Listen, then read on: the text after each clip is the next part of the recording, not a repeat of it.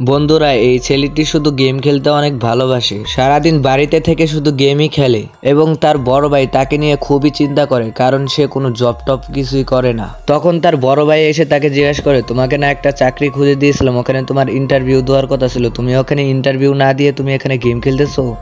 আর তখন সে বলে, আমি কি তোমাকে বলেছি আমার জন্য কিছু করতে? এই কথা বলে যখন এখান থেকে চলে যাইতেছিল, তখন তার বড় ভাই তাকে বলে, যখন আমাদের মা বেঁচে ছিল তখনই ভালো ছিল। তখন ওই ছেলেটি তার মায়ের ছবির দিক তাকিয়ে ওখান থেকে চলে যায়। যাওয়ার সময় তার বাবার সাথে দেখা হয়। তার বাবা তাকে বলে, তোমার বড় ভাই যেটা বলে সেটাই করো।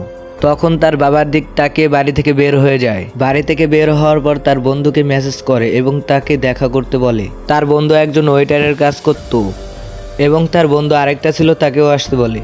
তার এই বন্ধু একটা ছোটখাটো একটা চাকরি করত। তখন তার মা আসে এবং তার মায়ের হাতে কিছু টাকা দেয়। তার মা বলে, এটা দিয়ে তো কিছুদিন চলবে, তারপর কি করব। বন্ধুরা, পার্ট 2 দেখতে চ্যানেলটাকে সাবস্ক্রাইব করে রাখো।